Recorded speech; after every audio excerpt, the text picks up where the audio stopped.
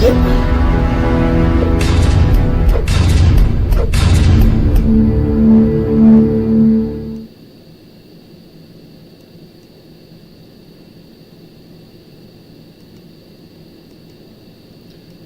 afternoon, good evening, good morning, ladies and gentlemen, boys and girls. Welcome to Emergency Management Associates. We're coming to you from the Area Command, 392 miles west of Kitty Hawk Beach, North Carolina. We want to welcome everybody who's joined us here on the program tonight. Folks, we have a lot to talk about. Renee Steppe was the first person in here tonight. Welcome, Renee. Demon Catman from the east of England is here next. Thank you, Demon Catman. Dane, I appreciate you. Tin Pearl's here, 5x5. Thank you, Tin Pearl. Juanito from El Centro, California is here. Welcome, Juanito. Ring of Light Crafts is here. My buddy Don Patoka from Utah is here. Dominic Giles is here. Welcome, welcome, everybody.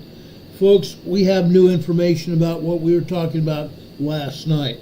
I promised you we were in the middle of an investigation, and we still are in an investigative mode about what happened to Donald Trump on July 13th. Now I have new information that just came out right before we came on the air. The FBI have released photos of supposed Crook's weapon, of the supposed weapon that Crooks had fired at President Trump. I'm first going to show you the backpack and the weapon that was torn apart. Okay? This is the weapon that was torn apart, placed in this backpack worn by Crooks. This is a Swiss Army backpack. Okay, this is what they said Crooks was wearing on his back when he was seen right before the shooting started on the outside of the grounds venue. Notice the weapon. Please notice the weapon. I'm going to show you now the weapon as it was put together, and I hope you can recognize it. I think most of you can that have ever fired weapons. Okay? Look at that. Look at that. An AR-15. Now, the person wearing this backpack had taken it apart so it could fit in the backpack. Now, we had first been told that the person wearing this backpack had been also carrying a weapons case. A weapons case. Now, I'm going to ask a question at the beginning of our discussion tonight. If a person had been carrying a weapons case, whether it was a hard case or a nylon case, why wasn't the person stopped? I've been asking that question since over a month ago. Why wasn't that person stopped? If he was carrying a backpack like this is the reason he wasn't stopped. Because many people that even entered the venue were carrying some kind of device, a backpack, a purse, whatever. Most people would leave their backpacks and purses inside their cars before they tried to enter the venue where a president of the United States or former president had been speaking. That just goes to show you what's going on. Phoenix Wren is here. Phoenix Wren is here in the chat saying he believes it was planned. I'm going to get into that too. I've got a lot of information for you. I've got a ton of information for you tonight. I hope you're ready to receive this because it's all kinds of all over the place, literally. Now, as I explained a couple weeks ago, this man here, Mr. Morganton, who owns his own company that looks into investigations of all kinds, came up with this. This is the audio of the shooter as he was firing off a weapon. This is the audio. I played the audio for you a couple weeks ago.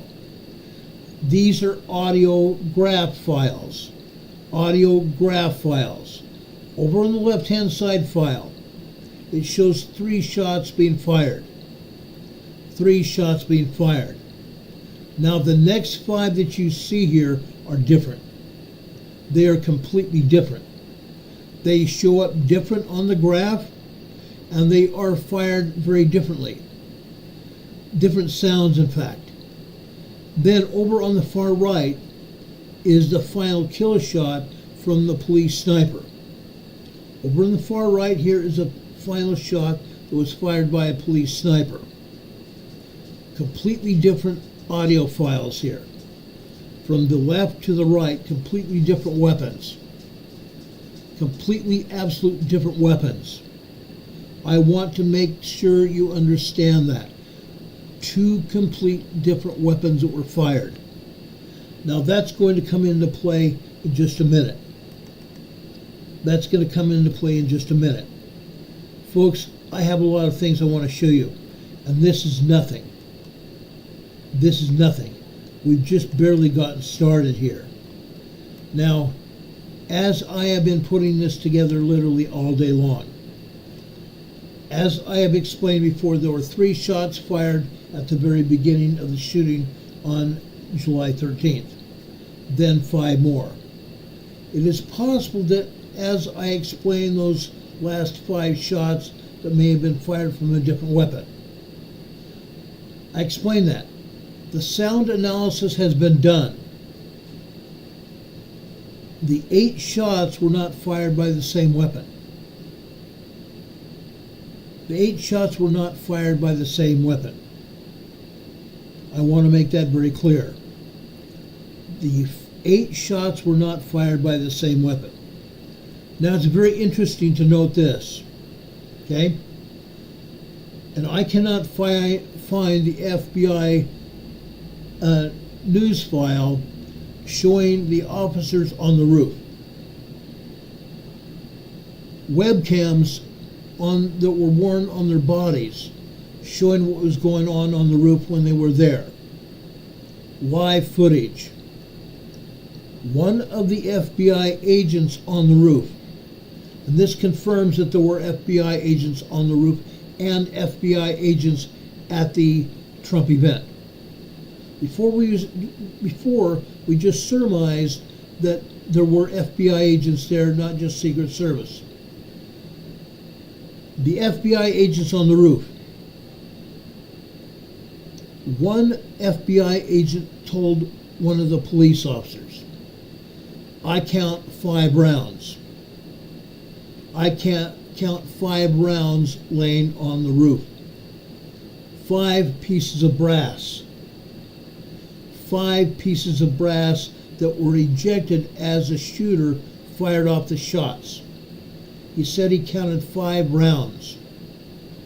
Then later, much later, there was another officer that said, and this man was again the FBI, he was saying he counted a total of 3 more, which gave him 8 rounds. Now I'm going to ask the question now. I was going to ask the question later. If the agent found 5 rounds on the roof next to the body, why did he not see the other 3? Why later did he make mention that he found 3 more? I'm going to ask a simple question, is this. What is the difference? What is the difference? A total of 8 rounds is the difference. Now, I'm also going to ask another question. And I've talked about this before. Good cop versus bad cop. Were there 3 rounds there, and then all of a sudden the officer said there were 5? Good cop, bad cop. Did the one police officer or the agent say that there were 5 rounds there and that was it? Why were not the other 3 rounds seen by the human eye? Or did he just decide not to talk about it? Then when it came to his knowledge that there were 8 shots fired, why all of a sudden did he also come up with 3 more rounds? Okay? This has no meaning in my mind, other than there were at least 8 rounds fired. I believe there were a lot more rounds than that. Okay? I believe there's a lot more rounds than that.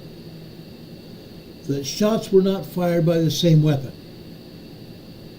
The sound analysis of the police sniper that fired the fatal shot that killed the suspect was even a third different. 3 different weapons. Dozen cases we know why, Ron? Yes, we do. Yes, we sure do. Now, I want to show you another picture here. This all gets me going real bad. Okay?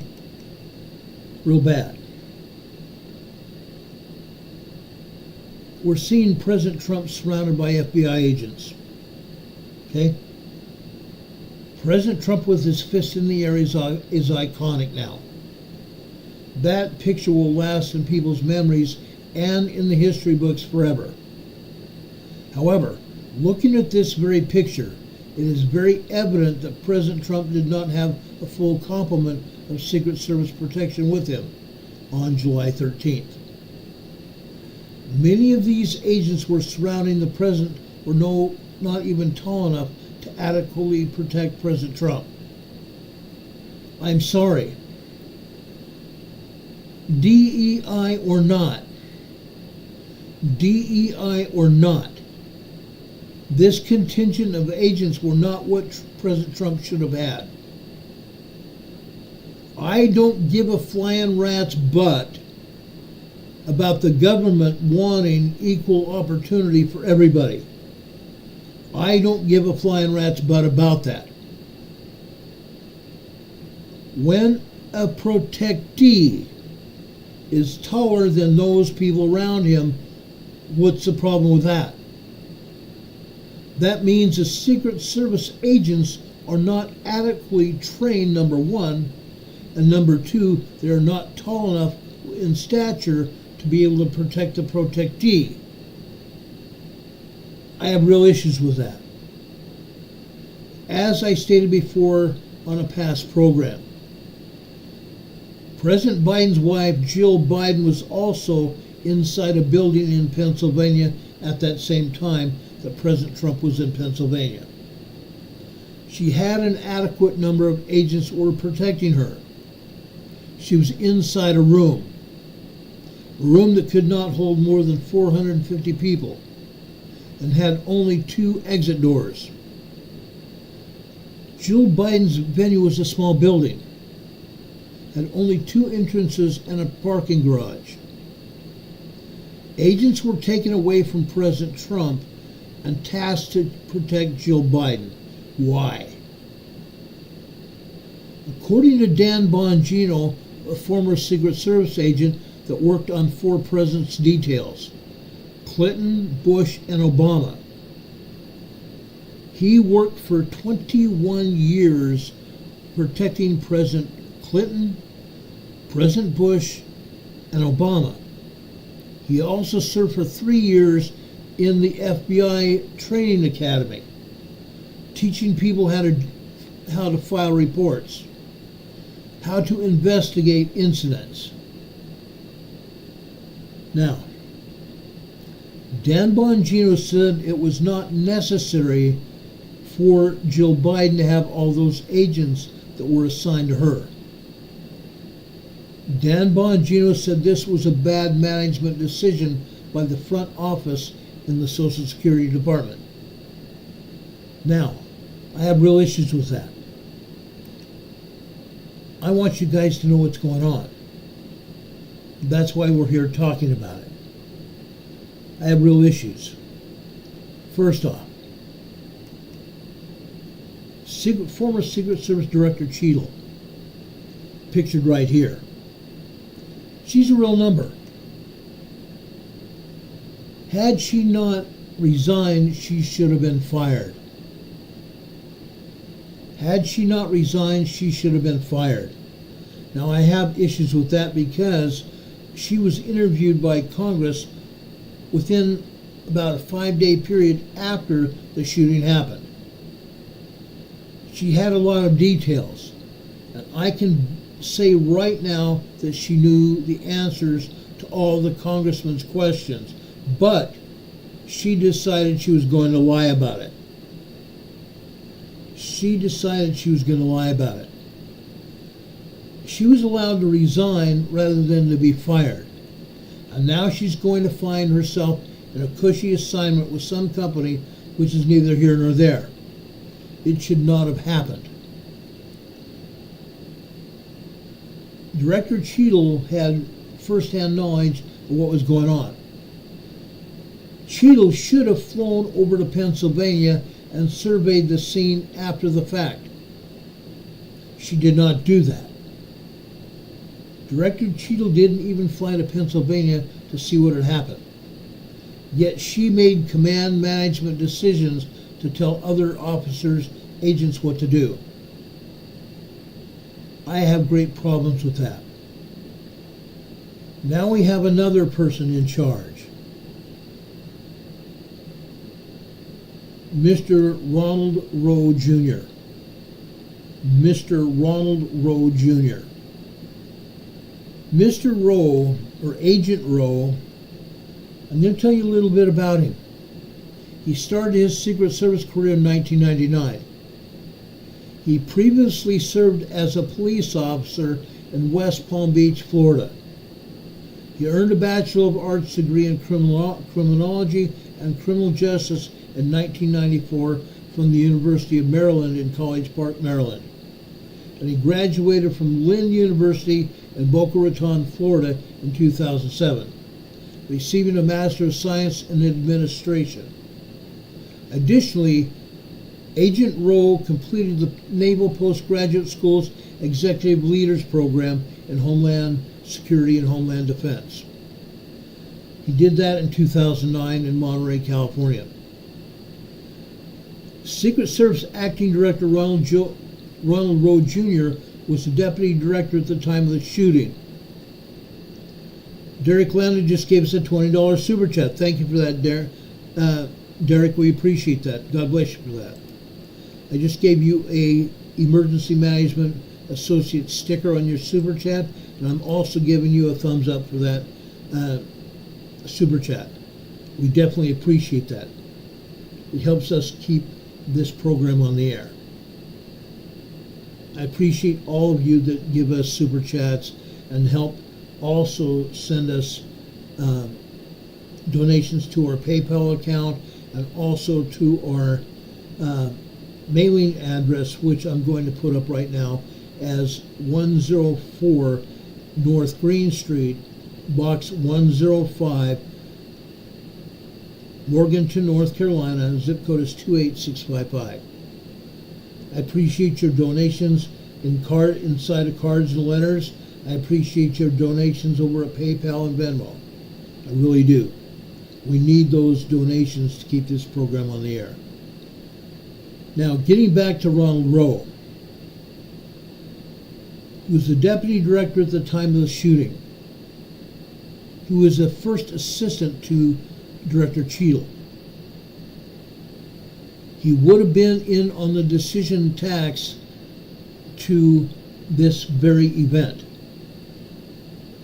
He knew what was going on. He was in on all of the decisions to task agents from Trump to Jill Biden as well. So Acting Director Ronald Rowe is in on what happened too. Ronald Rowe Jr. has had a 25-year career with the Secret Service, and now he is the Acting Director. Mr. Rowe admitted today there were Secret Service failures in the Trump shooting. He said, quote, "We should have had better coverage on that roof line." He said they should have had better coverage on that roof line. Why was that roof line not protected? Why was that roof line not protected, and why was that shooter allowed to be on the roof? As the deputy in charge, Mr. Rowe is responsible for the direct oversight of the agency's daily investigative and protective operations. That means Mr. Rowe knew what was going on. He had direct knowledge. That puts him as one of the people that are responsible for what happened to President Trump on July 13th. Mr. Rowe has also guided the agency's policies. Going back to Mar-a-Lago, the Trump Secret Service detail had been begging for reinforcements forever. Team Trump's Secret Service detail was constantly not up to par with what they needed. A comment was made if the detail had to protect a person that owned a bar and grill, they would not have had enough men to do a detail like that. But management came back at them. Management came back at their own agents and told his detail that they were not guarding a bar and grill, and that if they had a bar and grill, they would not have given that man power to guard the bar. Then why not? Why would he not have allowed the President of the United States, or even a former president that owned that bar and grill, to have protection for that former president or president to go inside that bar and grill? Why not? That is part of the issues. That is part of the protection detail. They would have to have given the president or the former president the men to do the job. But then again, what happened to Robert F. Kennedy Jr.? That was a different situation. Robert F. Kennedy Jr. had asked for Secret Service protection from about a year and a half ago. He was told by President Biden that he was not allowed to have Secret Service protection. That's because Biden was threatened by RFK's presence on a ballot. Biden was threatened by RFK's presence on the ballot. And in fact, Mr. Biden has made sure that RFK would not have gotten on all the ballots all around the nation. That's the truth. Biden was so scared of RFK that he was not allowed to have Secret Service protection, and they made sure that he was not able to get on all the ballots around the country. Now let's go on further. I'm not going to paint a pretty picture at all. I promise you, I'm not going to even paint a picture that everybody's going to want to see, including Biden. Management of the Secret Service office said that they would not do that because the former president doesn't own a bar and grill. Fascinating. Dan Bongino 4 days ago told a congressional committee that in his 12 years in the Secret Service, he served under 3 presidents: Clinton, George W. Bush, and Obama. And nothing like this has ever happened before. Nothing like this has ever happened before. The presidents have always had Secret Service protection, including the former presidents and their families. The Secret Service has never before been political like it is today. The Secret Service protection today for anyone of the Secret Service protectees is become political. The President of the United States and the Department of Justice has had audio into what has happened. They've been telling the President, they've been telling the Secret Service, you can't do this or you can't do that.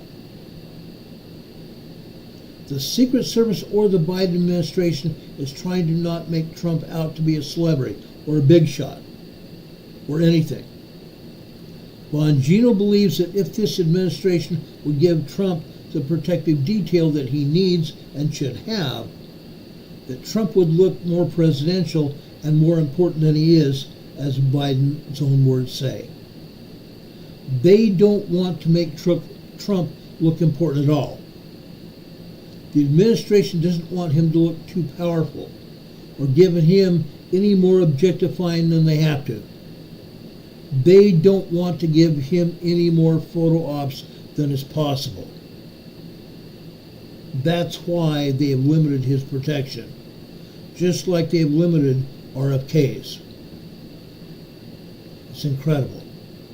Derek is asking, has anyone seen the Trump and Dr. Phil episode? Yes, I have. We can talk about that another day. That even has consideration here. Think about what I'm telling you. Please think about what I'm telling you here. I think it's important, or I would not even be talking about it now. Let's go back to July 13th at the fairgrounds in Butler, Pennsylvania. The Secret Service had a command post there at the fairgrounds. Why did the Secret Service not hold a morning briefing with the local police and sheriff to have coordination about where everyone was going to be during, before, and after the event? The Secret Service did not hold a briefing prior to the event. As far as I know, in my 24 years in law enforcement, yes, folks, I spent 24 years in federal law enforcement. Not in the FBI, not in the Secret Service. I was a GS 083 police officer. In my 24 years, we have always held a briefing before an event happens. We had several concerts in San Diego at various military facilities. And one of those events, I was a senior officer in charge of security for the event. I was a senior police officer in charge of the event. We always have had a briefing prior to the event for all officers and protectee substances for people. We always had briefings before that. Why was a briefing not held before the event on July 13th? Inquiring minds want to know. The pre-event briefing was not held and should have been. It was not held and it should have been. What else happened and didn't? Let's talk about that briefly. I want answers why the Secret Service has said that they did not require a police radio from the local cops, so that all the police and Secret Service could be on one radio channel, so everybody would be knowing what's going on anytime. The Secret Service in this case turned down that radio.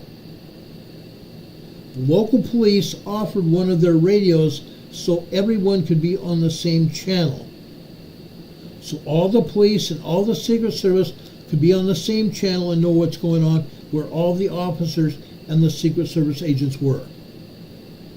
That didn't happen. That's incredible. Every detail I've ever been on, whether it's a case where we're protecting President Clinton, which I did in San Diego. President Clinton came to the Hotel del Coronado in Coronado, California, which is just a suburb of the city of San Diego, over on Coronado Island. We gave the Secret Service one of our radios so they could talk to us and we could talk to them. Why was this not done on July 13th? It's always done everywhere. When President Bush Sr. pulled into San Diego before that, his Secret Service detail had one of our radios as well. I was on the protective detail to protect his communication system. 2 semi-trailer trucks full of communications gear. My partner and I were in charge of protecting those vehicles. And we gave one of our radios to the Secret Service detail so we could talk to them and they could talk to us. That's always been the case. Kathy Payne says I look blue. I don't think so. I'm not blue. I may be red in the face because it's hotter than the heck in here. It's hotter than blazes in this room. It got to be 94 degrees here today. And it's hotter here than ever. And I have air conditioning. I have a fan going. Anyway, I want answers.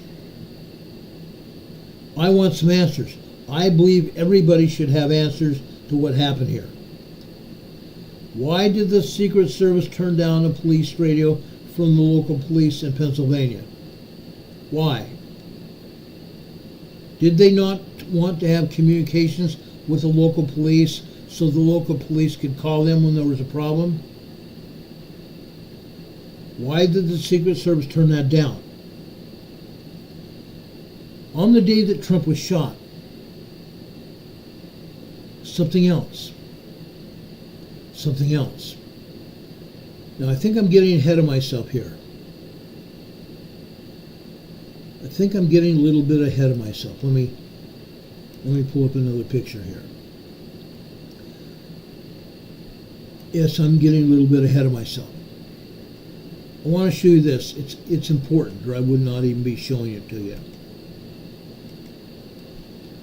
Folks, this is a line of sight with a bullet that whizzed by President Trump's ear, that penetrated his ear. The green mark is another bullet that went past President Trump's shoulder. That's not all, folks. There's more. The blue line here is another bullet that went by President Trump before he went to the ground. 3 rounds were fired at President Trump. One past his ear, one past his shoulder, and another in front of him. Isn't it interesting that only one bullet hit President Trump's ear? If President Trump had not turned his head, he would have been killed, and we would be still probably in a 30-day period of mourning for the loss of President Trump today. 3 bullets were fired directly at him. 2 of those missed. 2 of those missed. Now I'm showing you 4 more shots that were fired. Look where that one shot was at.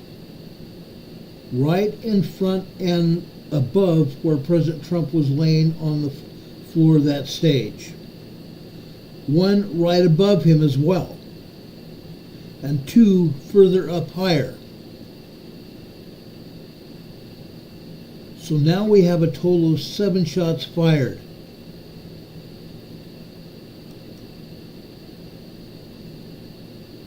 It gets hairier than that. Look at this, guys. See this shot? That shot again coming from the roof of the AGR building. Hitting Mr. Compatore in the head, that was standing in the stands where his 2 daughters and his wife were. He pushed his daughters and wife to the floorway of the stands where they'd been sitting and pushed them to the floor and fell on top of them to protect them from any other oncoming shots.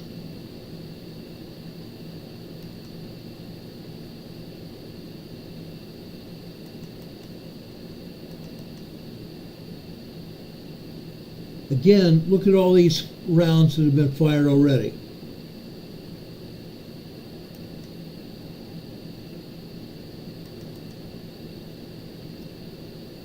All of the rounds were fired. 2 people have already been hit. 1 person's been killed. President Trump's hit in the ear, and then 2 more rounds were fired and hit 2 other people across in the other stands on the other side of the stage. One of those persons were released from the hospital a week and a half after the shooting. The other person, from what I hear, is still in the hospital trying to recover from his wounds from the shooting on July 13th. The rounds hit people. Those rounds that were fired hit people. Unreal. Gil Navoa says, good show, Ron. I'll be back later for updates. I hope you are back, because we have a lot of information that you're going to want to see. We appreciate you being here. Thanks, Gil, for that. Yeah, Gil says he hopes my electronics stand up to what's going on. I believe they are. I have basically a supercomputer here. Once I figured out how to use it, I have a supercomputer here. But folks, we've had now 4 people hit. 4 people hit. These are snipers on the roof. These are snipers on the roof and in back of President Trump. After 8 rounds are fired, then we have the 9th round fired by the sniper, by one of the snipers. Okay? 3 weeks ago, the Secret Service was denying that one of these officers fired the kill shot to the shooter on the AGR building. They denied it. Now they are admitting one of these officers fired that shot. It's incredible. Derek Landon says America lost a good man in that fire chief. I agree. He was a very well-standing man. Everybody loved him. Everybody loved working with him, and his family adored him. It's so sad he lost his life because he wanted to see one of his heroes, President Trump. It's a sad day when that happened.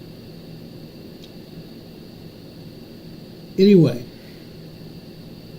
I want to show you this next photo here. This shows you the layout of the fairgrounds when President Trump was there. Over on the left side is this water tower. I want to talk about this water tower. It's very important that we talk about the water tower. The arrow you see here is where the body of the shooter was found. Okay? I'm sorry, that's not true. The arrow is pointing at the stage where President Trump was. The AGR building is off to the left as well. The AGR building is off to the left as well. Further to the left is that water tower.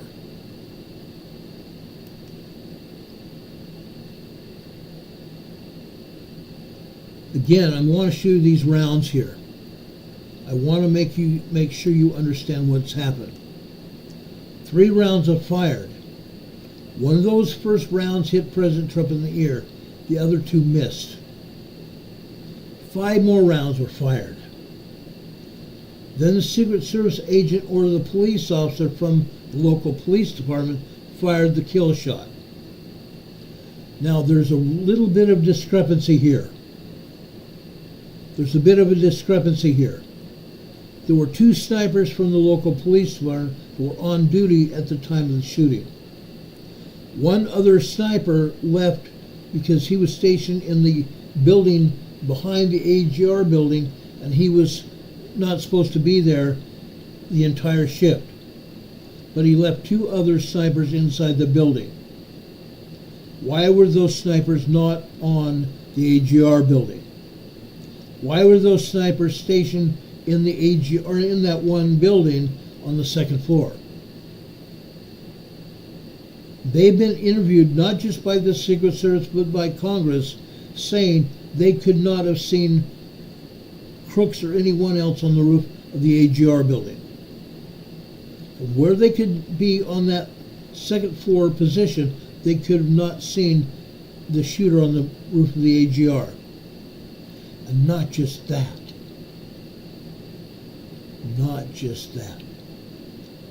When that one officer left that building where he and the 2 other officers were stationed prior to the shooting, he left that building and he saw crooks sitting on a wall next to the AGR building with that backpack.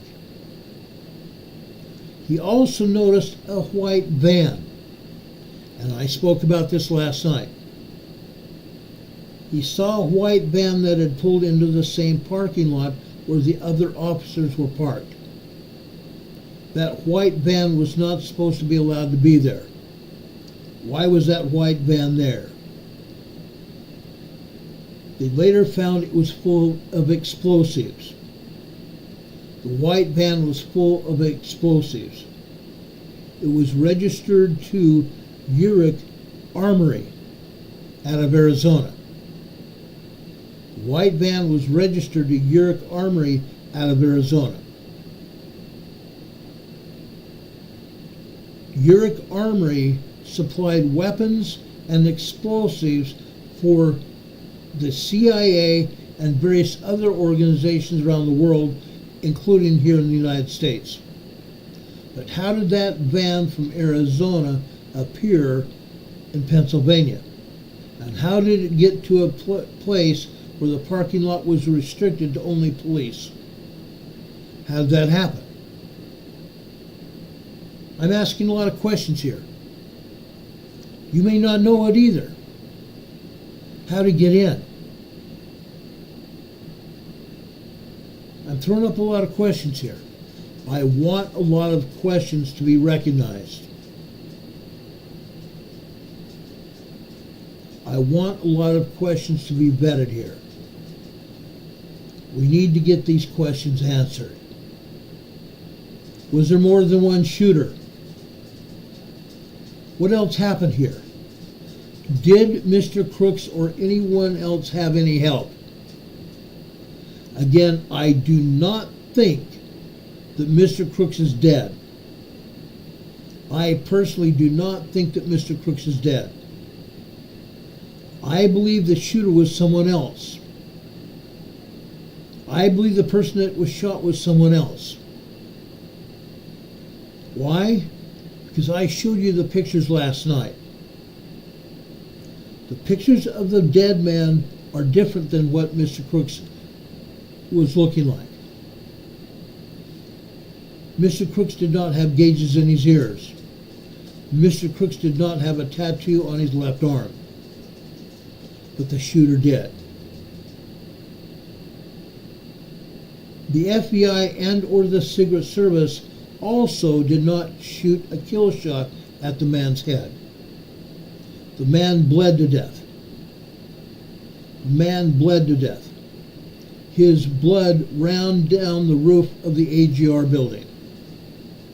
And as I showed you last night, we had an FBI agent that was washing down the blood on that building 24 hours later. Incredible. The FBI was destroying evidence 24 hours after the fact. Why? Why was that allowed? Why was that allowed? Lots of questions, huh? Eventually we're going to get some answers. But I'm going to throw another needle into the haystack here. This water tower. Someone said they saw a possibility of someone up on top of the water tower. That's virtually an impossible thing to have happen. However, going all around the entire water tower is a catwalk, where anybody on that catwalk would have had access to the entire water tower. And if he or she was in the right position, he or she could have fired a shot, just as a shot from the AGR building, directly at the stage where President Trump was. Incredible. Richard Smith says Crooks was smaller than the guy in the picture. I agree. A lot smaller, a lot shorter. But again, there's this water tower with a catwalk around it. I'm going to show you a couple more pictures here. This might blow your mind. I've done just a little bit of research on this. Here's a close-up picture of that catwalk. showing access by a ladder to the catwalk. Access from the ground to the catwalk. Guess what else I'm going to show you now? This is going to blow your mind. Look at this. This is a picture that I obtained from FBI photographs. This road right next to that water tower had been blocked off. No vehicle traffic was allowed anywhere near this water tower. Yet no FBI agent or Secret Service agent or police officer allegedly was at this water tower. No one. But let's go a step further. Wait till I show you this. Look at this vehicle. This is a white SUV parked directly beneath the water tower. A white SUV, and I'm told that this white SUV has government plates. So they allegedly did not allow anyone near that water tower. But let me take it a step further. Within 1 hour before President Trump took to the stage, there were 2 police officers that were stationed at this water tower. 2 Butler County police officers that were stationed at this water tower. But they had to leave 1 hour prior to President Trump taking the stage. Why? Why was that the case? Why was that the case?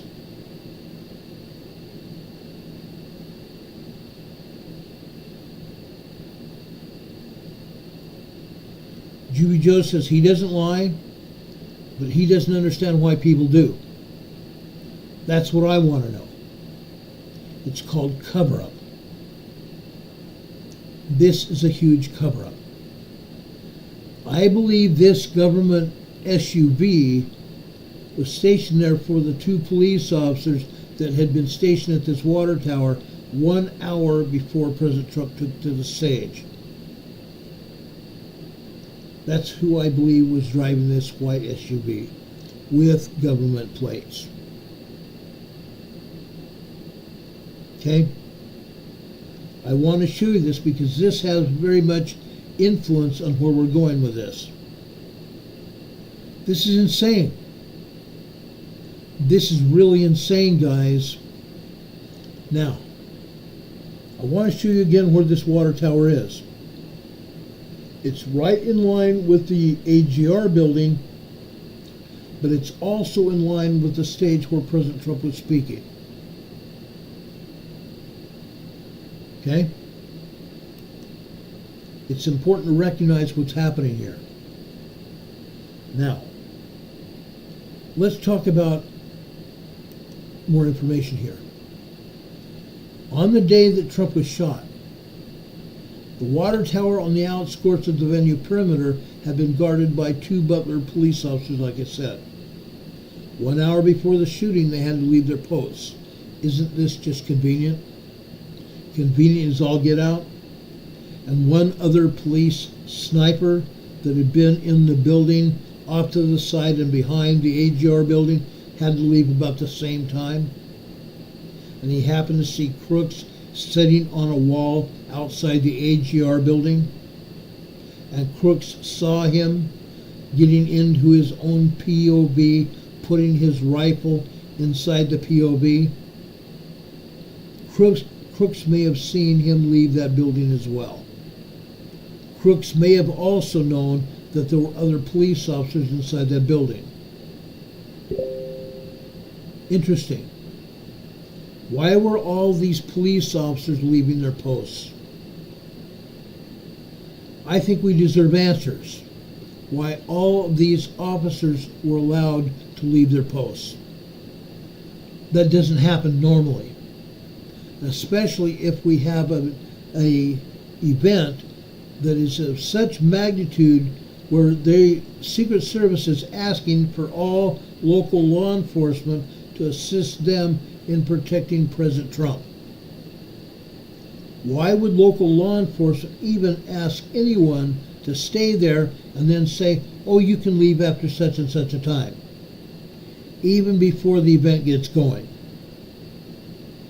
Now, besides that building where the snipers were, and the building where Crooks or whoever it was on the roof, there was also a gymnastics building in that same area that was not being watched by Secret Service.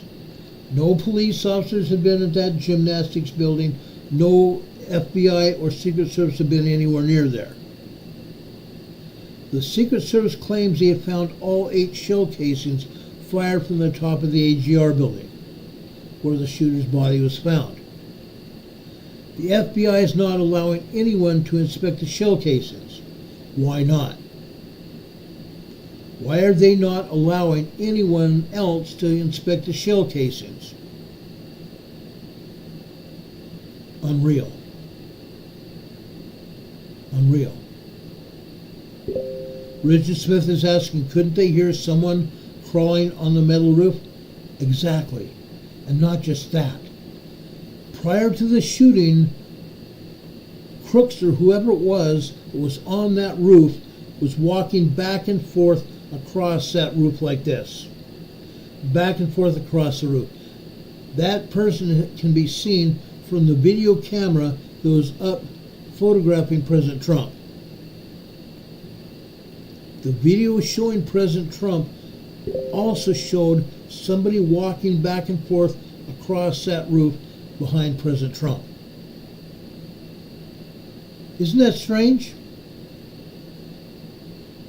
Then, within 10 days after the shooting, and I spoke a bit about this last night, 10 days after the shooting, the FBI allowed the body to be cremated. Interesting. They allowed the body to be cremated even before a forensic pathologist could examine the body. Even before a coroner could examine the body to come to a direct conclusion of how the person died. There was not an investigation done. Only the front top page of the coroner's report is left. That's it. With very other information around. Nothing was done. The body was cremated. 24 hours after the shooting happened, the FBI was washing the top of the roof, making sure the evidence that was there was washed away. 10 days later, they cremated the body, further destroying evidence. Now, it's very interesting that all this happened. Mr. Mortensen had sound recordings that showed all 3 rounds being fired, and then the additional 5 rounds being fired, and then the 9th round being fired by the police officer that allegedly shot the assailant on the roof. I'm saying allegedly, because no one knows for sure who fired that shot to try to kill President Trump. Okay? Nobody. Juby Joe's, I don't think anybody took your comment down out of bounds. I'm sorry if they did. I'll look into it, I promise. I promise.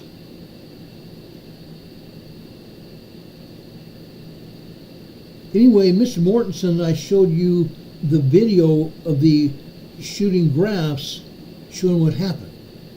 A couple weeks ago, I showed you, showed and let you hear the audio recordings of the shots. 2 different weapons. 2 different weapons.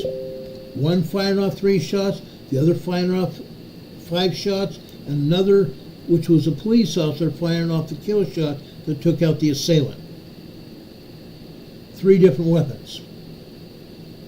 Now let's go back and talk about that white van we talked about last night. Okay? It had a lot of explosive in it. full of explosives.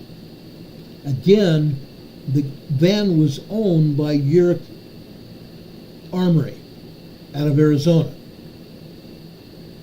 FBI Director Christopher Wray said that they had received and recovered 3 explosive devices. They received and recovered 3 explosive devices. 2 in the Hyundai Sonata, allegedly the car that Crooks drove. 2 explosive devices in the Sonata, and 1 in Crooks' home. Where are those devices now? Supposedly in FBI custody. FBI towed the van full of explosives. What happened to those explosives? What happened to those explosives? Inquiring minds want to know. The FBI has custody of both vehicles. What other information is the FBI hiding? What information is the FBI hiding? They're definitely not coming forward with any pertinent information. The FBI said the suspect was in possession of a remote detonator on the roof. Possession of a remote detonator on the roof. Let me show you that device. Right there. I have real questions about that as well.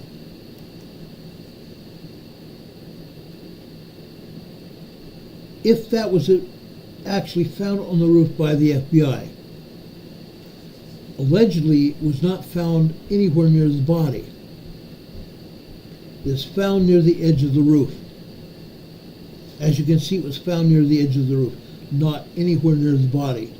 Why is that? How was that remote detonator moved? Did the FBI or the Secret Service or a police officer that was assigned to the case kick it or move it with his foot? Why was that remote detonator found near the edge of the roof? Now, the FBI has also said there were no internet searches done by Thomas Matthew Crooks on how to build or operate a remote controlled transmitter. There are no internet searches done by Thomas Matthew Crooks on how to build or to operate a remote controlled transmitter or how to build or detonate a bomb. Yet, how is that possible that they found 2 devices in a Sonata and another at his home? And a van full of explosives. How would Crooks have been able to build these devices without any internet searches? How is that even possible? How would Crooks know about any of this unless he had been working with someone else? In order to detonate anything, you have to have a messy, smelly place with chemicals. Messy, smelly chemicals in your home where you're trying to manufacture a blasting cap. You cannot have a detonating device without a blasting cap. And you're going to have messy, smelly chemicals there manufacturing that blasting cap. It doesn't sound like he had that. The FBI makes no mention of any messy, smelly smell, aroma, or anything else coming from Thomas Crooks' home. The FBI could not find any kind of material like that in Crooks' home. There had to have been someone else either showing him how to do it or that someone else had already done the work. This is not over. Now let's talk about Matthew Crooks' father. The day of the shooting, allegedly, Matthew Crooks' father called and reported his son missing because he was worried about Matthew Thomas Crooks' whereabouts. It was unclear about when the call was made. It was unclear when Matthew Crooks' father called the police. or even why, other than Mr. Crooks saying that he was worried about his son. It was unclear when the call was made, but he said it was made before the shooting. That's interesting. The shooting happened just after 6 p.m. The call, he said, was made between 1 and 6 p.m. Earlier that same morning, Matthew Thomas Crooks had asked his father if he could borrow the AR-15 to use at a shooting range. His father thought that his son would return home by about 1 o'clock. Why did he think that his son would return home by 1 p.m.? When the son did not return home, his father called the police. The call was made by the father between 1 and 6 p.m. That is a 5-hour length of time. A 5-hour length of time. What actually happened? Now, I want to call you all in on a question. If your son had not come home by 1 p.m. on a Saturday afternoon, would you have notified the police? If your son or daughter had come home or not come home after 1 p.m. after they had gone to a shooting range, would you have called the police? Did his parents have reason to believe their son was up to something else? Perhaps going to the rally? Had his parents known about someone coming to their home from the FBI at the DC office, as I talked about last night? Yes, folks, Matthew Crooks had someone visiting his home from the FBI in Washington, D.C. And Matthew Crooks had also been there. That is verified. That has been verified. Now, if they had called the police, there would have to been a recorded phone call at the police department, right? All police officers, all police departments record telephone calls now. You call a police department, your phone call is on recording. That was the case back in the 90s when I was a cop. Our department recorded all police calls. All telephone calls was recorded on a hard computer tape. When the FBI and the parents went to the police department wanting to obtain a recording of the phone call, the recording did not exist. It sounds to me like the phone call evidence has also been covered up. Why would that be? What did Matthew Thomas Crooks' father say to the police? And what did the police tell him? It is even more further troubling than the recording that other recordings don't exist. I briefly touched on this at the beginning of our program tonight. Other recordings don't exist. The new Assistant Security Director, Ronald Rowe, Secret Service Director Ronald Rowe, he told Congress that none of the radio transmissions or telephone calls made by agents of the Secret Service are safe for further investigation. None of them. So here we have another agency that has destroyed confidential phone calls. I believe those phone calls exist. I believe those recordings exist. Every agency, I don't care whether it's the Secret Service, Federal Police Department that I was working for, or any other police department around this country, or maybe even around the world. I think all those audio recordings are preserved for the future. I believe those audio recordings at my old department are saved for 7 years. Unreal. Mr. Rowe told Congress this past week that from now on he has ordered the Secret Service to make recordings and save them for analysis after the fact in the future. Isn't that interesting that Mr. Rowe would actually tell Congress that he has now ordered all Secret Service offices to record all phone calls and make recording analysis after the fact? It sounds like a huge cover-up to me.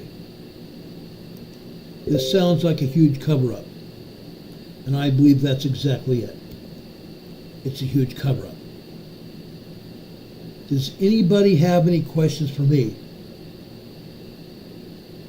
What makes this story even more interesting is that early on in the investigation, I had personally heard of men in gray suits milling about. I heard of men milling about in gray suits at the venue in Pennsylvania. Unreal. Uncotton-picking real. Who are the men in gray suits wandering around the buildings, wandering around the event area? This man here is getting out of a gray SUV. Yes, it could be a government vehicle, we don't know. But now I believe we have stumbled on evidence that is telling us that it is the alcohol, tobacco, firearms, and explosive people wearing suits on a Saturday afternoon. Wearing suits on a Saturday afternoon. How often does that happen? How often does that happen? Yes, there were Secret Service agents all over President Trump wearing suits and ties. Suits and or ties. But since when does ATF show up at a presidential rally in suits? How does that happen? And even then, 3 different agents wearing two-piece suits, pants and suit coats. 3 ATF agents. Incredible. Absolutely incredible. I personally have never heard of this. Ever. Never, ever. Let me enlarge that so we can see it here. I've never heard of the FBI or the ATF showing up at a presidential rally. It didn't happen in San Diego when I was there. I was at a rally where President Reagan was, and I did not see any FBI agents there. I was escorted to the stand where President Reagan was supposed to be before he got there. I was escorted by Secret Service. They knew I was coming. But here is a gray suit milling about around the venue. Once around the vehicle. A different man hanging around sharpshooters. And then one of these people in the gray suits were on the roof with on the AGR building, barking orders, telling another agent to take pictures of the shooter's body and send them to the FBI agent office and to the ATF office. An ATF agent on the building telling other agents to take pictures and send text message pictures to the ATF office. Incredible. Missouri Boat Ride says, Ron, did they find out what was in those encrypted overseas accounts? No, they haven't. Not yet. Not that I know of. Yes, there were encrypted overseas accounts possibly belonging to crooks. Possibly belonging to crooks. That is another part of this story. And I doubt we're ever going to find out about it. Again, I'm going to tell you this. I do not believe the body on the AGR roof was Crooks. I believe he is alive now. Those overseas accounts could possibly belong to Crooks, and Crooks is long gone. The body of the person that was cremated was not Crooks. I showed you that last night. The body was not Crooks. Albert Sanchez says he's sensing that it was an ATF operation with Crooks, the diversion or decoy. That's exactly what I'm thinking too. Okay?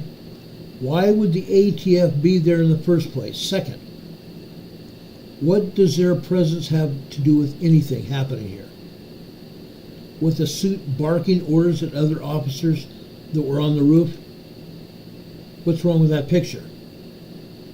Telling those other agents to send photos to the ATF office? Since when would that happen? That's insane. That is absolutely insane. Does anybody else have any comments or questions about what I've done here? I spent hours and hours putting this investigation together. I went through video after video after video.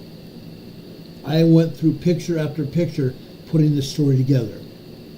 So at least you guys could have some semblance of knowing what's going on. And no, it doesn't make sense. There are more questions than answers here. There are a lot more questions than answers here. This is insane. It really is. When I first started this investigation, I did not realize how deep it would go. I had no idea how deep this investigation would go. And because I've actually put it out now, who knows what's going to happen to me in the future. I really don't care. My life is an open book. I have nothing to hide. But at least I want everybody to know what's going on. Because everything that's happened here in Pennsylvania could happen where you live. It could happen to where you live. It could happen to your family. I want everybody to understand what's happening. What happened there in Pennsylvania could still affect each one of you. It's affected President Trump and his family. The FBI has also accused President Trump of having glass hit his ear and cut his ear, saying it wasn't even a bullet that did it. The Democrat Communist Party doesn't believe he even got hit. He believed he cut himself and spread blood on his face. Isn't that interesting that the communists would have to say that? It's incredible. It's nuts. It's insane. And involve even higher management at the top levels of the FBI and the Secret Service, and also the Homeland Security Department. Homeland Secretary Alejandro Mayorkas. It also involves him. Okay? This is insane. It should not have happened. This should never have happened. Not now, not ever. I don't think it's over. Again, I'm still looking into, and several other departments are looking into the overseas bank accounts where money was sent with Crook's name on it. Overseas accounts. Juby Joe says he understands my research and the astounding amount of energy. Yes, it is. There have been many times, my wife will attest to this, that I have put so much energy into this investigation that I had very little left at all.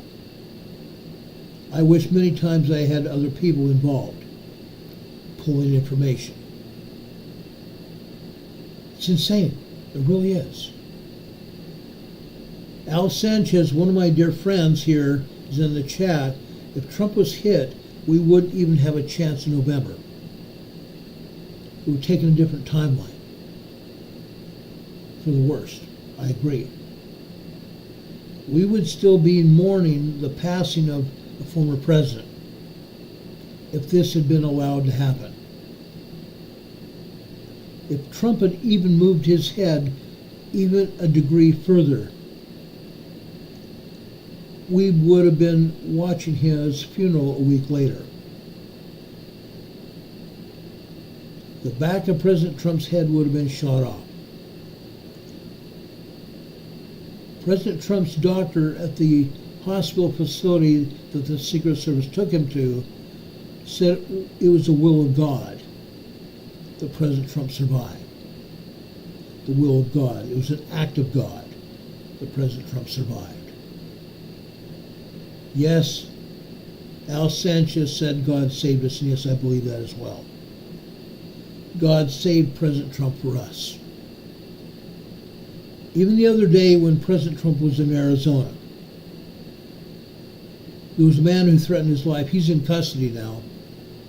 But there's a man from Wisconsin that threatened his life. He's in jail. Prior to that, President Trump had been in North Carolina. President Trump had received a death threat when he was here in North Carolina. I don't believe that person has been arrested. It's just sad. Unreal.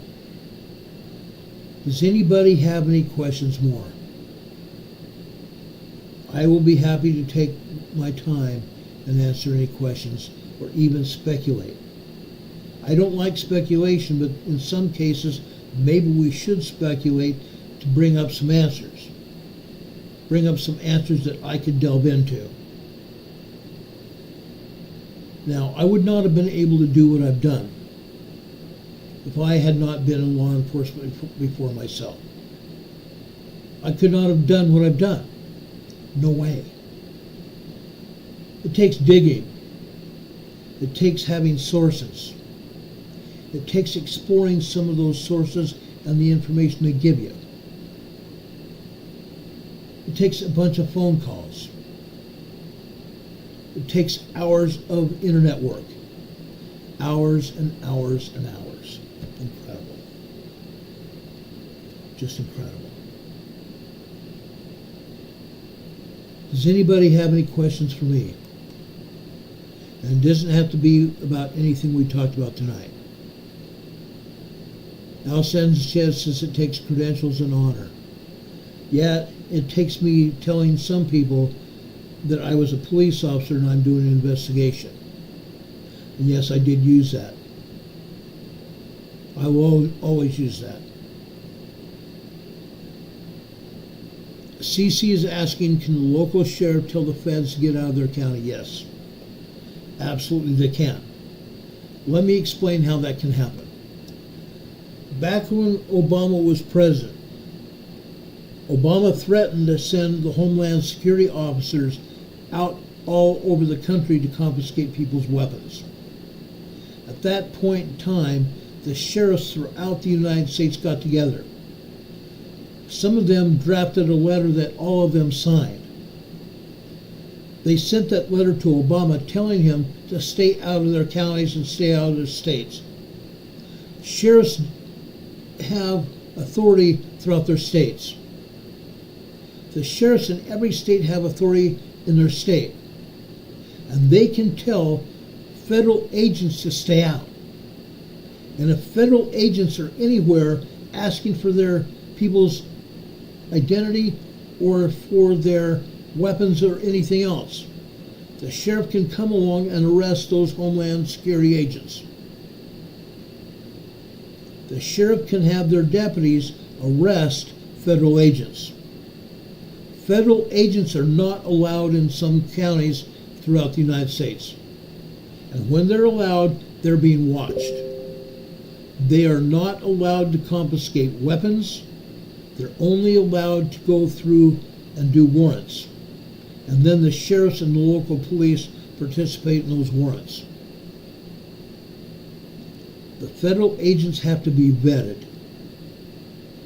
They are not allowed to just go freely, willy-nilly throughout the United States to do whatever they want. The sheriffs have ultimate custody of every citizen and every county in the United States.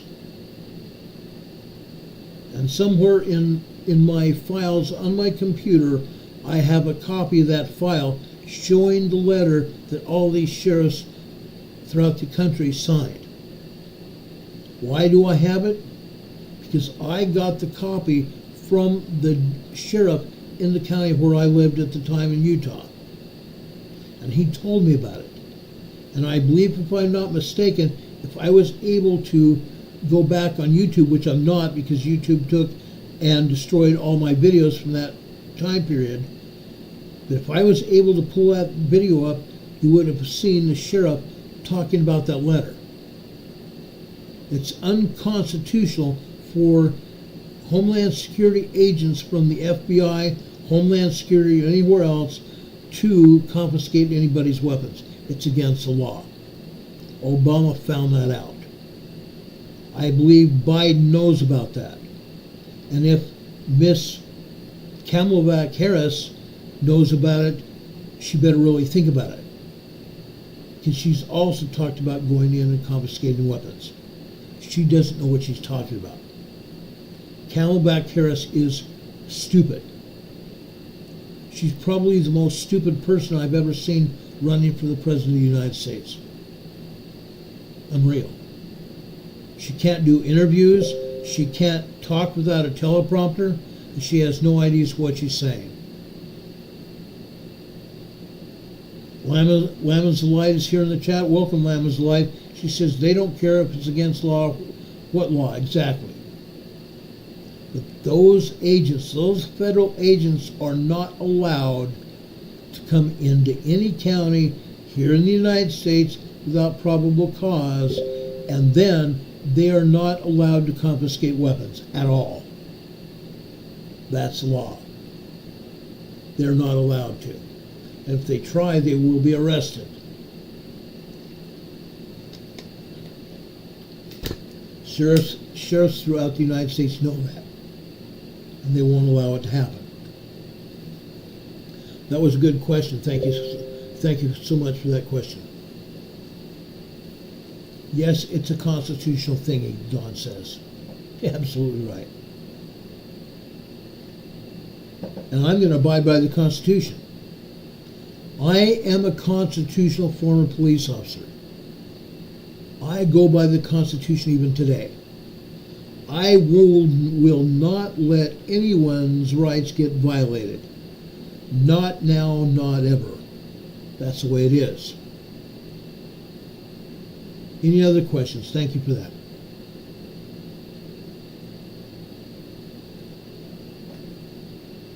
I believe in helping everybody. I believe in being constitutionally fair and honest with everybody. We have to. Now, while we've been doing this program, Richard Smith and several of you have been talking about earthquakes happening all over. Yes, there have been earthquakes. There's been a small volcanic eruption in southern Peru. A volcano that I can't even pronounce the name of it in southern Peru, right next to Ubina volcano, has erupted. A very small, tiny eruption.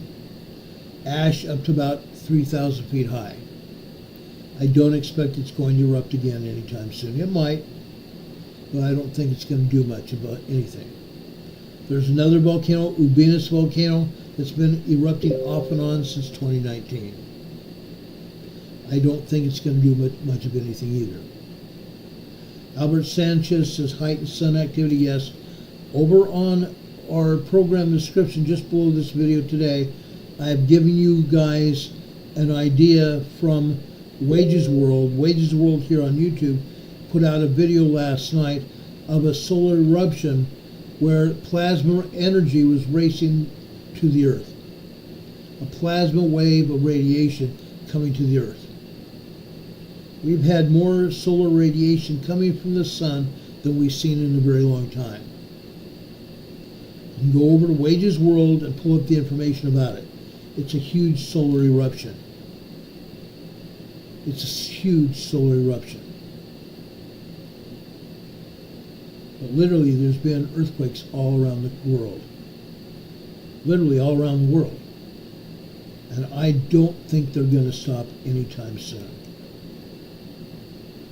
Now, let me take down my mug here and my banner. I want to show you some of these earthquakes here while we've been talking about that. Originally, I was going to talk about some of these earthquakes, and now I'm going to. Over here on the eastern United States area, Sparta, North Carolina. Sparta, North Carolina. Earlier this month, on the 8th of August, we told you about a 5.1 earthquake that happened here August 8th, 2020.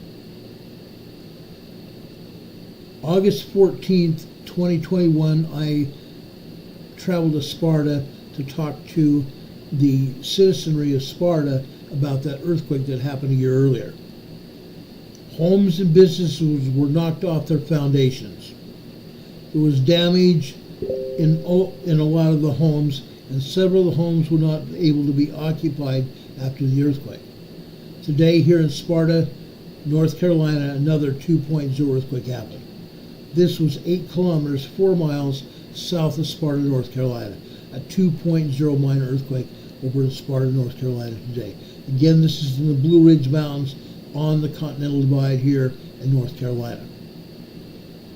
August 28th, 2024. A big deal. Over here in Central America, we've had a very strong earthquake down here.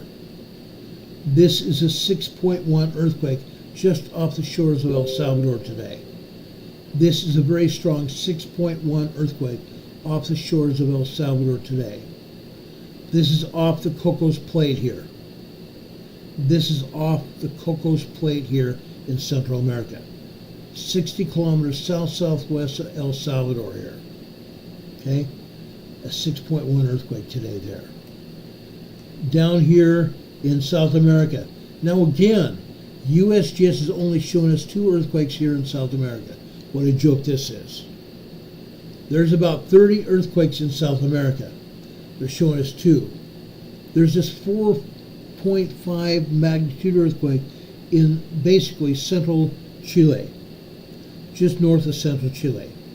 A 4.5 moderate earthquake, 109 kilometers east of Vallenar, Chile. Vallenar, Chile has seen a lot of earthquakes. South of there, this is central Chile. This is a 5.0 earthquake. USGS downgraded this to a 4.9. It came out as a 5.2. They immediately downgraded it to 5.1, a 5.0, and now a 4.9. It's at least a 5.0 earthquake. This is a 5.0 earthquake, 85 kilometers northwest of Talcahuano, Chile. Talcahuano, Chile. Talcahuano. Talcahuano, Chile. Central Chile. It's kind of a big deal. Again, it came out as a 5.2 earthquake, just barely offshore of Chile here. Okay? 85 kilometers northwest of Talcahuano, Chile. These are not the only earthquakes here. Again, USGS is not even talking about all the earthquakes that have happened. Let's go over to Greece. Earlier today, Greece had an earthquake over here, over in Crete, just south of Crete, Greece. This is on the edge of the plate, the edge of the craton. Edge of the craton again. This came out as a 5.3 earthquake. They immediately downgraded this thing to a 5.1. It's on that same earthquake fault. The exact same earthquake fault coming out of Turkey and Syria here. The Anatolian Fault. Same earthquake fault that was responsible for a 10.0, 9.0, 10.0 earthquake at the Syria border region here a year and a half ago, February 3rd, 2023. Today, just south of Crete, Greece, another 5.1 earthquake that may have been a lot larger than that. Just south of Crete, Greece, off the coast of Crete, Greece, 12 kilometers east-southeast of Kastri, Greece, Kastri, Greece. And this was not the only earthquake here. They've had a lot of aftershocks. They've had some foreshocks all throughout this area. And over in mainland Greece, they have 23 earthquakes here. They're not talking about that. Earthquakes in southern Italy, earthquakes in central Italy, earthquakes in northern Italy, earthquakes in Switzerland and France here, earthquakes in Spain. They're not talking about any of that. They're not talking about any earthquakes in Iceland. There are earthquakes in Iceland. The Iceland volcano is still going. I will probably do a special report about Iceland, the Iceland fissure opening that is now at least 3 craters deep. 3 volcanic craters have developed along that fissure, just similar to what happened on the last fissure here.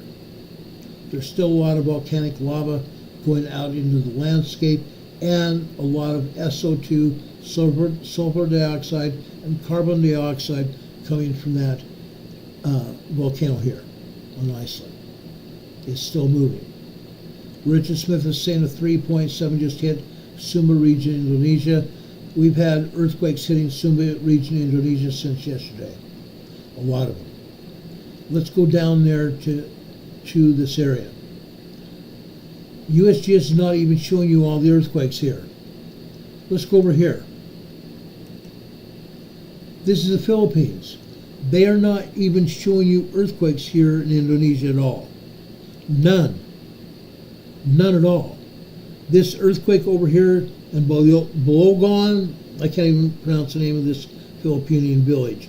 Balalangon, Philippines. My son served a mission for his church over here in the Philippines, but I cannot pronounce all these villages and towns in the Philippines if my life depended on it. About 25 earthquakes have hit here in Indonesia. And USGS is not even showing them. That's sad.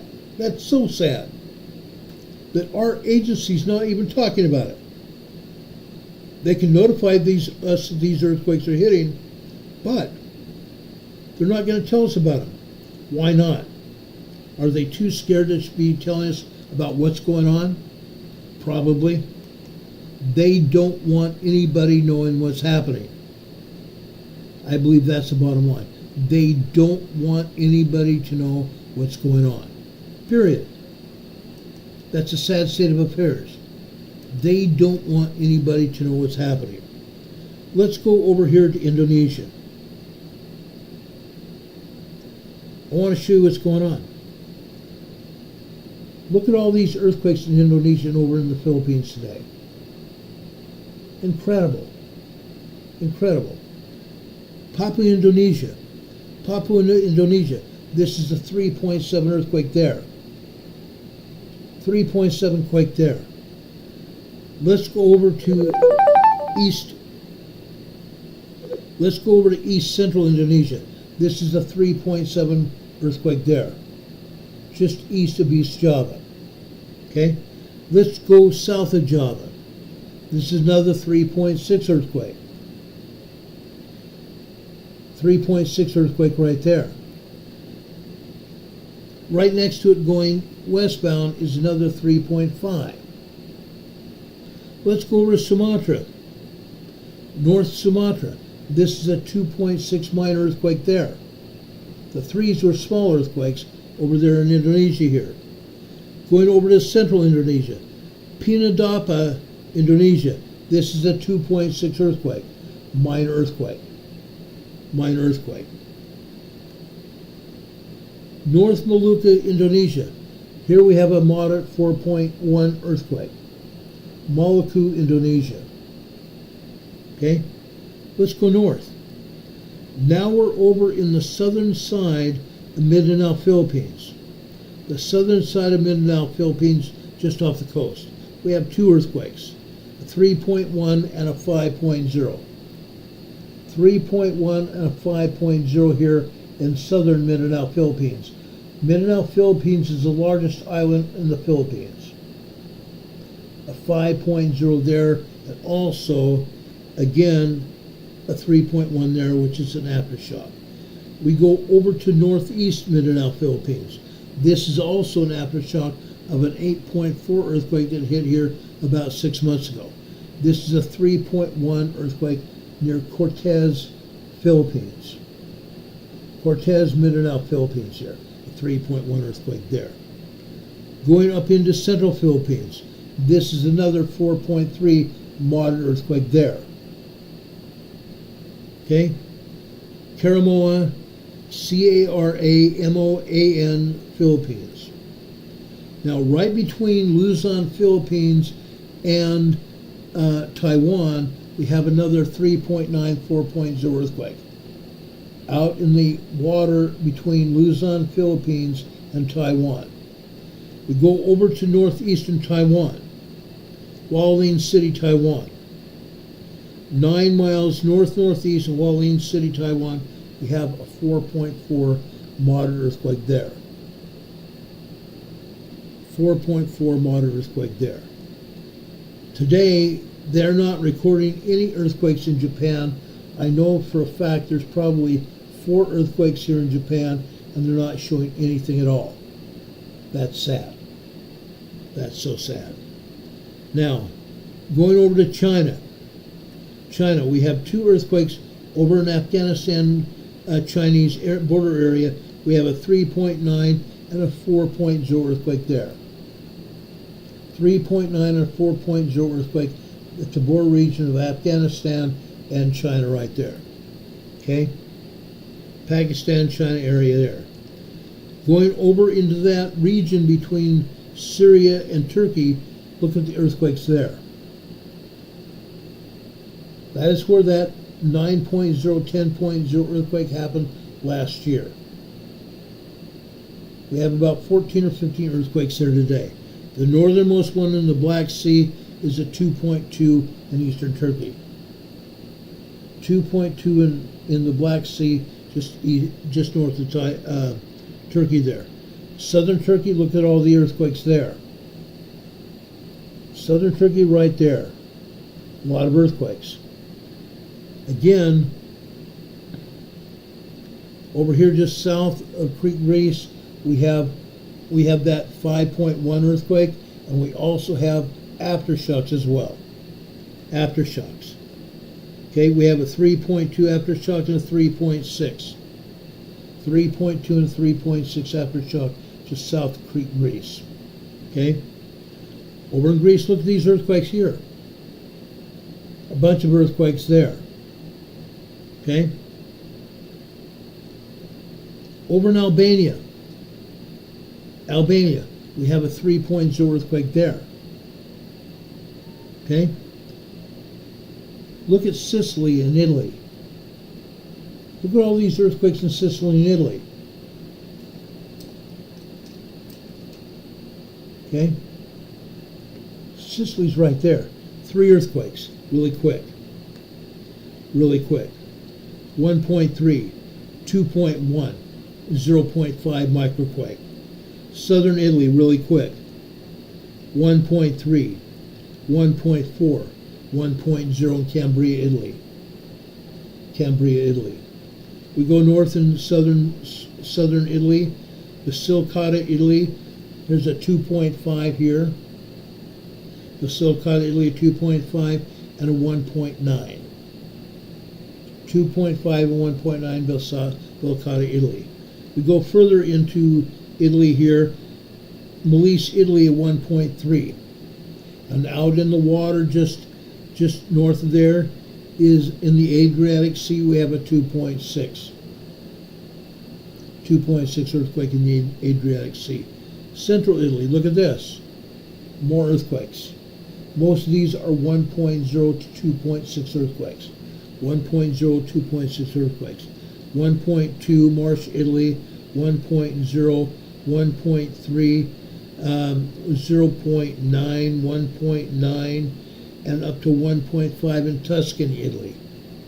Tuscany, Italy here. Okay? We go into the Alps, Italian Alps. Lombardy, Italy. We have a 1.20 in the Italian Alps here. Okay? Let's go over to France and Switzerland. Here's a 0.5 microquake in Switzerland. Just in the Alp foothills in Switzerland. 0.5 and also a 1.7 tremor there. Okay, just for kicks and giggles. Over at the France-Spain border, here's another 1.6 tremor. That's normally what we see here at the France-Spain border. Tremors and minor earthquakes, 2.5s, 2.6s, and this here is 1.6 over at the border region of Spain and France there. Northern Spain, northwestern Spain, here's a 2.0 earthquake over by Portugal there, right next to Portugal. We go south into southern Spain. Here's a 1.8 tremor there, southern Spain. Over into the Azores. Over into the Azores, just south of Portugal here. We have a 1.7 tremor there. 1.7 tremor south of the Azores. Over into the Canary Islands. The Canary Islands. We have a 2.3 earthquake out there in the water. In the ocean waters in the Atlantic Ocean there in the Canary Islands. Two other earthquakes over near Tenerife. A 2.0 and a 1.8 near Tenerife. 2.0 and a 1.8 tremor near Tenerife, Canary Islands. Okay? There's not much else happening here in the Atlantic Ocean. Luckily. We have no earthquakes in the Atlantic Ocean at all. However, with that said, the Atlantic Ocean is expanding. The mid-Atlantic plate is expanding, which is sending Scandinavia and Europe in an easterly direction. It's also sending Canada, the United States, and northern Mexico in a southwesterly direction. That is why we're getting earthquakes on the East Coast and over on the New Madrid Fault. Lots and lots of earthquakes. Again, over in Sparta, North Carolina today, we have a 2.03 earthquake there in Sparta, North Carolina. Okay? Any questions? I know I've taken you willy-nilly all around the world, literally, in a very short time period, but I appreciate you guys. I appreciate you guys.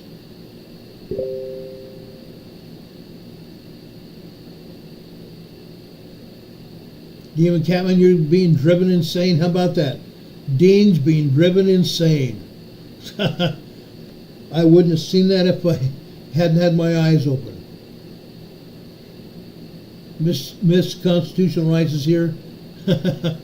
Welcome. We appreciate you back here. We appreciate you back here.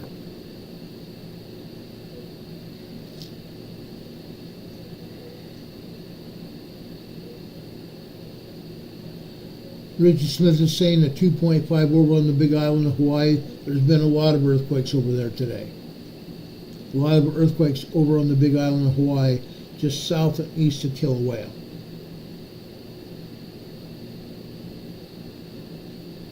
It's crazy. Heather is here. Hurricane Heather is here. Welcome, Heather. We appreciate you. Thank you for being here. Hurricane Heather is one of my dearest friends.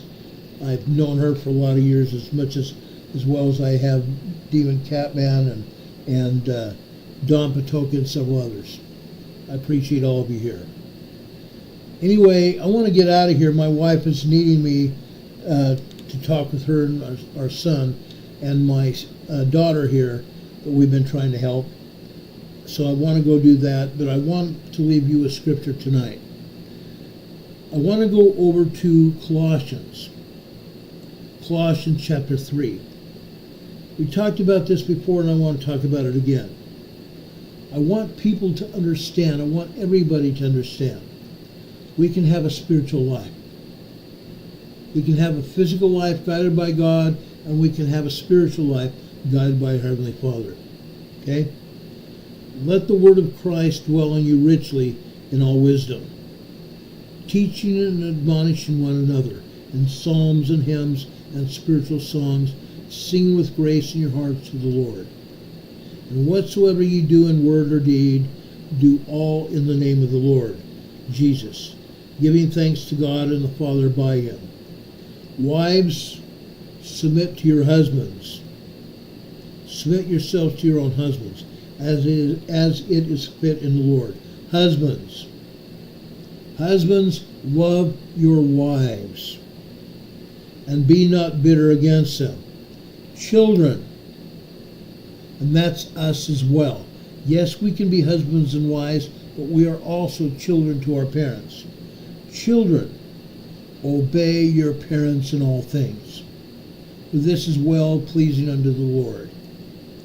Fathers, provoke not your children to anger, lest they become discouraged. Children can become very easily discouraged.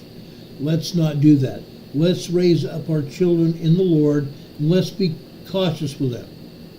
Yes, we can discipline them, but we can also be cautious with them. They have feelings. Let's raise them up to honor God, and in doing so, we will be blessed in our actions as well. Servants, each of us are always servants as well. Obey in all things your masters. Obey your employers. Don't take advantage of your employers. Don't take off early. Give your employers a full day's work. Servants, obey in all things your masters according to the flesh, not with eye service as men pleasers, but in slightness of heart. Singleness of heart. Singleness of heart, that makes a big difference. Fearing God. And whatsoever ye do, do it heartily, as to the Lord, and not unto men. Knowing that of the Lord ye shall receive the reward of your inheritance, for ye serve the Lord Christ. But he that doeth wrong shall receive for the wrong which he hath done, and there is no respect of persons. That is a mouthful for any of us. That is a mouthful for any of us. Learn obedience. Learn to love each other. Learn to take care of our wives. Learn to take care of our children. Learn to take care of our husbands as well. Yes, even the husbands need to be taken care of as well. Brothers and sisters, I love you to pieces. I really do. I say that every day, but I really, really mean it. I love all of you. I love our mods here. We have some of the best mods in the business. I love each and every one of you. You know that. You know that. I love each and every one of you very, very much. Folks, take care of yourselves. Take care of yourselves. Love each other. Love each other. Brothers and sisters, I care about you. We will be back here tomorrow. I do tomorrow hope to talk about earthquakes and not much else. Yes, I've been caught up the last 2 days in this investigation with President Trump. I'm trying to get back down to brass tacks. Because when I turn up, I turn over to the authorities. And if I turn it over to them, I turn it over to everybody. That way we can hold the government responsible. Hold the government responsible. Okay? You guys know where I stand. Don says this program is about informational awareness. Absolutely is. Continuity of life. Continuity of government. Continued existence of all humanity. Our existence and our love for each other. May God bless us. May God be with you this day and always. God be with you until we meet again. Again, I love each and every one of you. I hope to see you all one of these first days. All of us get together and have a wonderful day together. God be with you until we meet again. We will see you on the other side. Good night, everybody. Much love.